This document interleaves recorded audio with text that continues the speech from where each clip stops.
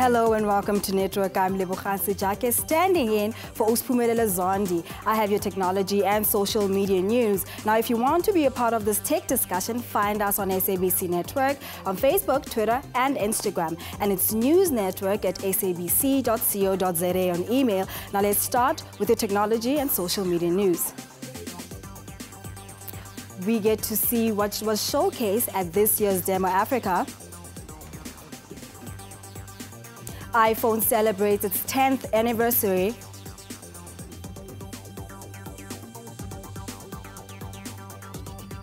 We discuss latest technology used in today's filmmaking with Zheng Wen, the Counselor of Culture from the Chinese Embassy in South Africa. How are you, sir? I'm fine, thank you. Great. So tell us, what should moviegoers expect from these high-tech movies? Okay, first of all, I would like to talk about the film itself. It's telling the story of a former Chinese soldier who fighting against terrorists, saving Chinese and African worker, and so that's tell the story. We fighting together, we are friends. Okay, thank you so much. Let's stop it right there, but we'll get back to it later on on the show. Okay, now let's start with our social media and technology news.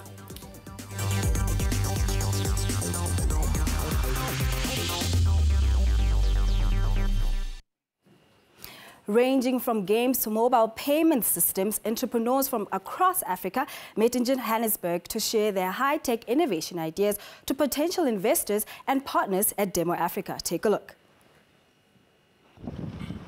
African tech startups gathered in Johannesburg for the 6th annual Demo Africa conference.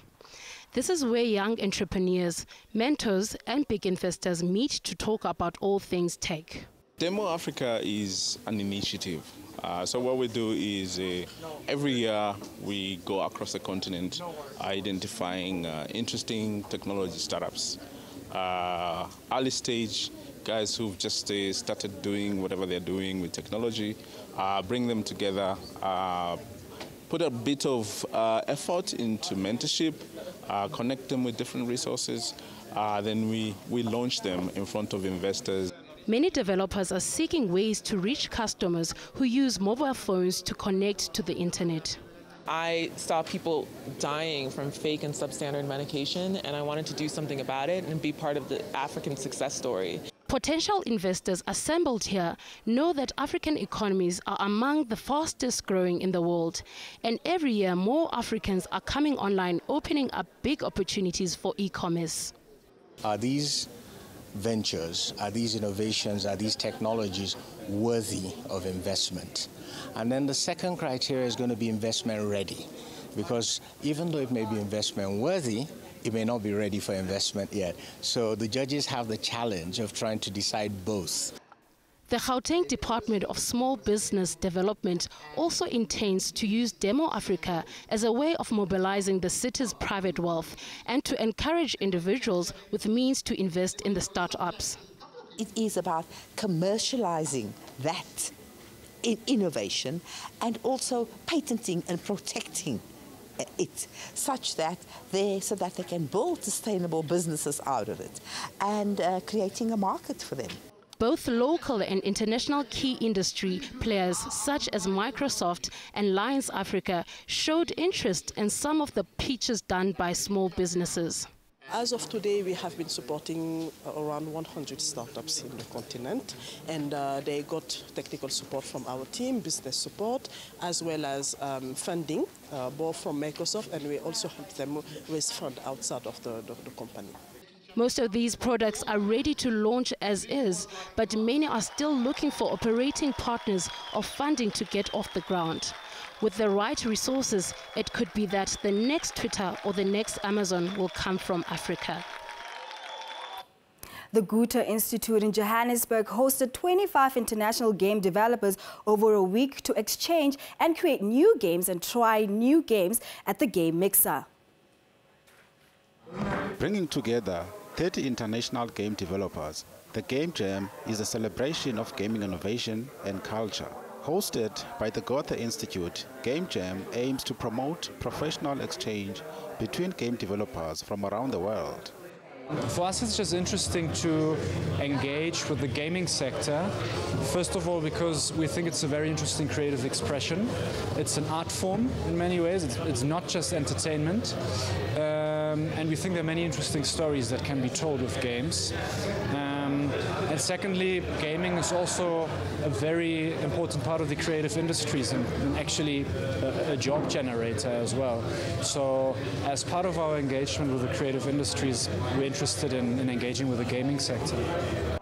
South African game designer Jeff Rush developed a game that allows communities to learn about the importance of spatial problems of informal settlement in the Western Cape. And we partnered up with a company, NGO, Ikailami, and they focus on reblocking townships. As you know, it's like an emergent settlement. You know, there's not proper roads, there's not proper infrastructure. And you know, in Western Cape, we've had lots of fires, township fires, and then what must happen? It's hard to get to people. Where's the place that the point of origin is? So what Ikailami specializes doing is reblocking these settlements. And we partnered up with them because we find technology is a great way to kind of get a lot of data from people. Mzito, a 2D follow platform adventure game for mobile platform, is a simple game centered around cultural and semi-fictional characters that are chosen by ancient African spirits. It's from a Kenyan company called Wiza. Mzito in Swahili means heavy or heavy, but when we use it, it means to be heavy with something, heavy with wisdom, heavy with learning, heavy with power, heavy with potential. And as Mzito, you're sort of like the chosen one, chosen with a lot of potential. So that's what we try to convey with the word Mzito. And you're sort of this chosen person, and you have to go through this epic journey around Africa to sort of save Africa, sort of unite it and chase away this dark corruption that has darkened our continent. In its third year, the Game Mixer program seeks to mix up the international game development scene even further. Its finale will be a game jam where participants will have the opportunity to familiarize themselves with each other's works. Now, we were invited to the iPhone's 10th anniversary celebration at a glamorous event here in Johannesburg. And there we asked people if they remembered exactly where they were when Steve Jobs announced the very first iPhone. And this is what they said. The first iPhone in 2007. We just thought, you know, it's been 10 years now since the launch of the first phone. And with this iPhone 10 now being launched, it just made a lot of sense for us to throw a party for our customers that support us so loyally.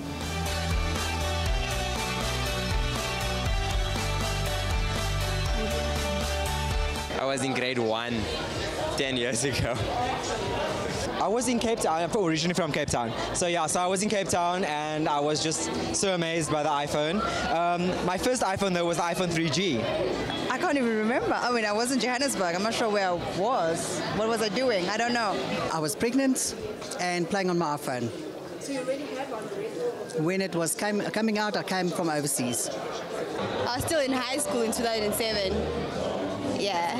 So how many have you so far? I don't own an iPhone.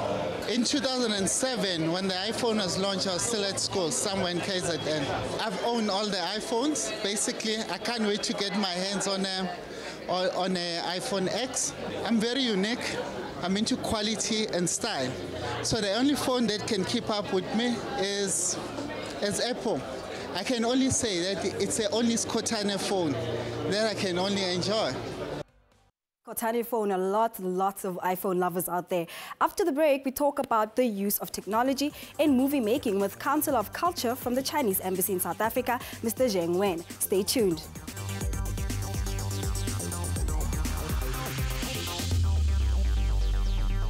Welcome back. Now, the film industry is constantly coming up with new ways that test boundaries of filmmaking. This is to make the experience more real for the consumer. A Chinese film, Wolf Warrior 2, is also testing these boundaries on the use of technology in filmmaking. Let's take a look at this short clip.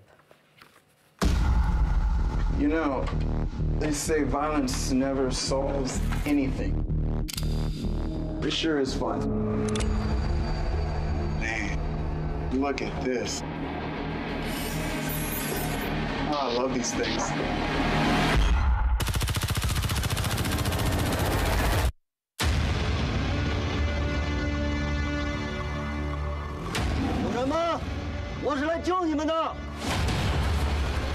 我这儿有18个 AK， 30枚794手雷，够武装一个加长牌了吧？你他妈怎么救我们啊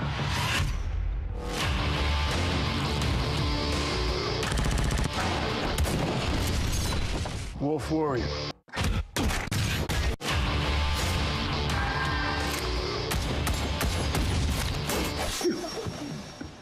男人就该玩这个。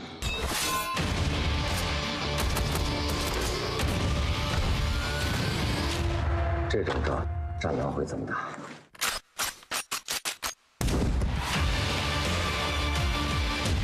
All right, let's move out, boys.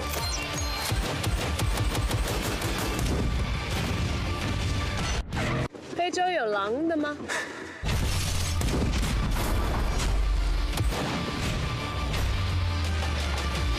开炮！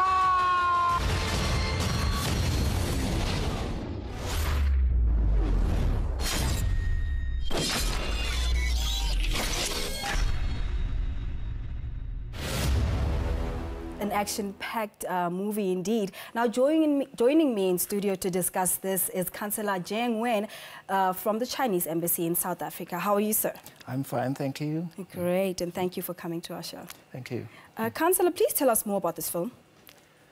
So it's a story about a former Chinese soldier who fight against terrorists together with African people. So we fight together, telling the story, we fight together. We are indeed friends, and we are friends in need.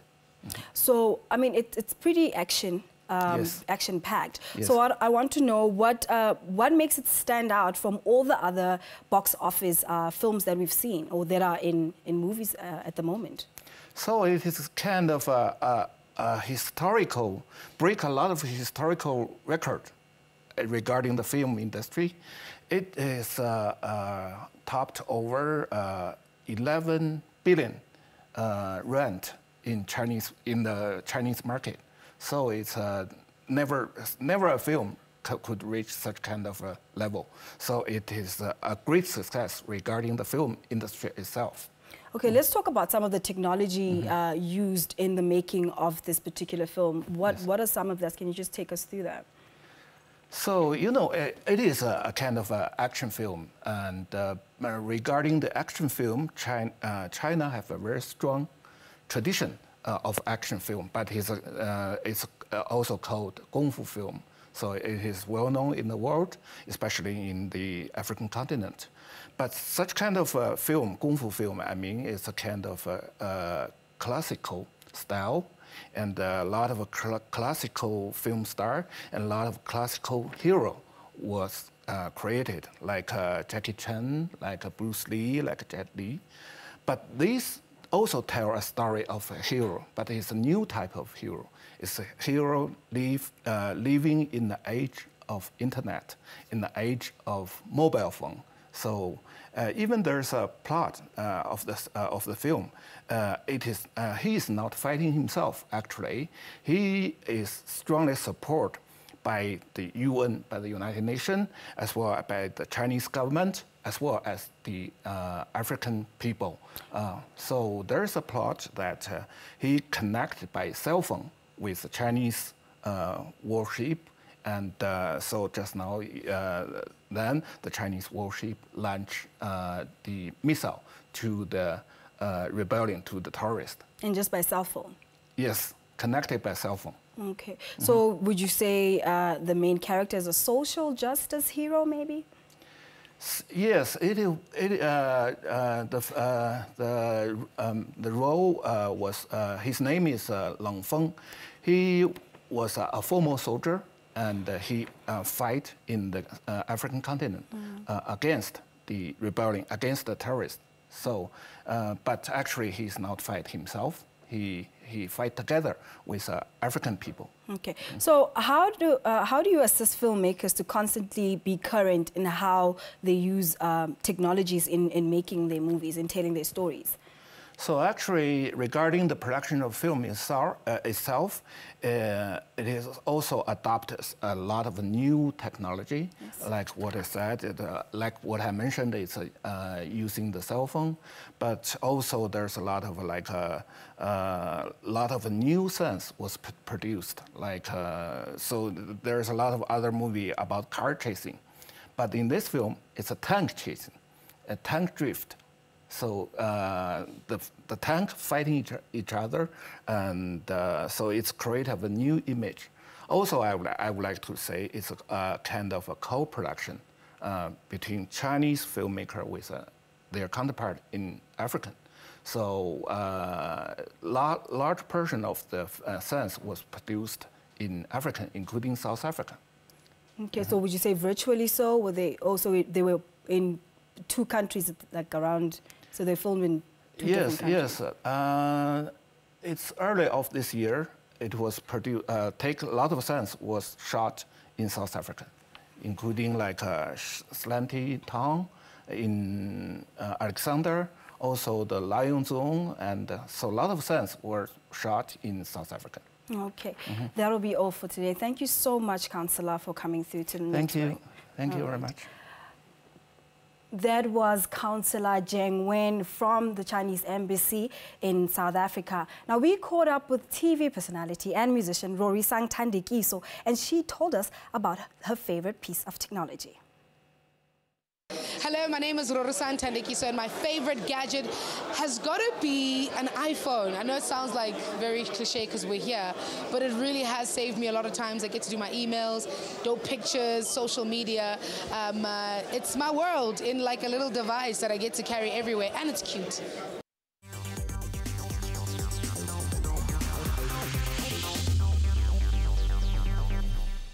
Welcome back. Now, Egyptian students have developed their own underwater submarine. China held its high-tech fair recently. These are some of the tech stories that made international headlines.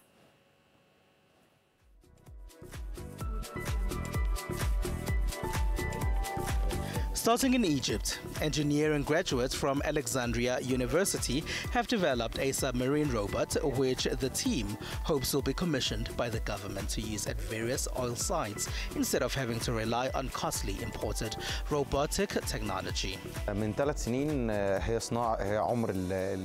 Our team was established 3 years ago after realizing that in the Arab world there is no manufacturing of remotely operated underwater vehicles, but it is present internationally. When we traveled to the United States last year to participate in a competition, we discovered that there are a lot of companies around the world that manufacture this product, but not in the Arab world.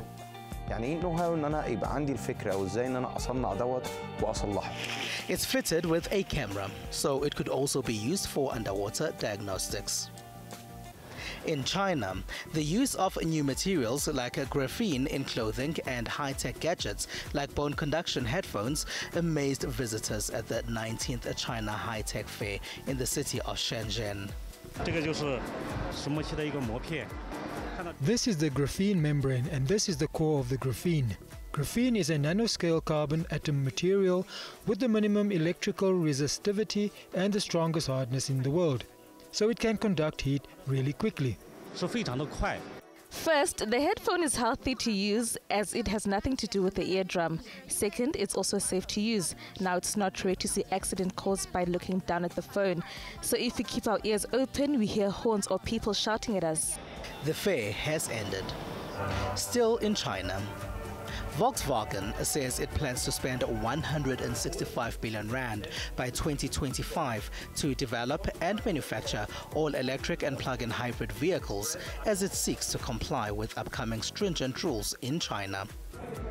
In India, a century-old theatre in the southern city of Chennai has been able to retain the old-world experience of film viewing as it still runs films with the help of a projector and reel box.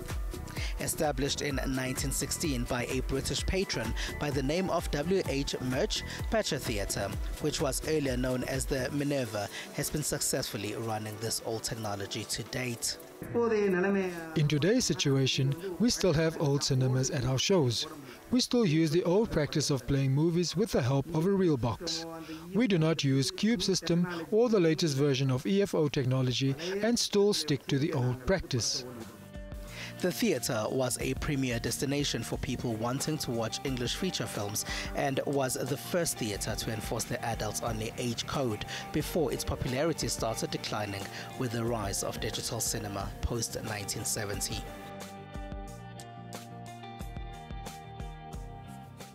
With all that Black Friday frenzy finally gone, South Africans and others in the world over are getting ready for Cyber Monday, the online version of the great shopping deals. Though not as prominent as in the Western world, e-commerce in South Africa is also on the rise. It's the real deal. Any savvy shopper can cash in on the specials without spending time in queues and traffic, trying to move from one destination to another. While e-commerce is still in its infancy in South Africa compared to global standards, both the consumer and retail sectors are warming up to the use of technology to deliver and acquire goods and services. We spent the better part of the year negotiating with our really big brands and suppliers, and our retail team do a lot of research and analysis as to what's going to be the most popular deals. And we've got a lot of intel from what's worked in the last years and pretty much what sells and is trending at the moment. So we look at trying to curate a bunch of deals across our 21 departments, and this year we've got about 15,000 deals that are going to be, up to 60%. Some deals are going to be up to 70-80%. From placing a food delivery order, buying clothing, booking a taxi ride, or renewing your license disc, it's all being integrated into the virtual world and it's available at your fingertips. With the craziness of Black Friday gone, South Africans are preparing their fingers for the online version of great deals called Cyber Monday. Analysts say e-commerce is likely to get a boost as some consumers avoided the long queues associated with such shopping sprees. We try and encourage customers to one, have a budget, and number two, the beauty of shopping online is that you can go on beforehand and you can window shop, for want of a better word, and look across all the different categories and put things into your wish list, and you can set yourself a specific budget. And then you check out only on that budget. You're not sort of in the frenzy of the kind of brick and mortar world. You can actually meter yourself. And you can do that from the luxury of your armchair in your pajamas at 12:01 all the way through the day. Local e-tailers, both established brands and small niche players are all on board. This week, a poll has been asking what type of electronic gift you would like to get for Christmas. Most people said mobile phones. That figure is at 44%. 20% of respondents said the smartwatch. 15% of the people said gaming consoles. That figure is in the last place. And 21% of the people said other. I don't know what other is. Now that's all we have for you. Find us on SABC Network on Facebook, Twitter and Instagram, and its news network at sabc.co.za on email.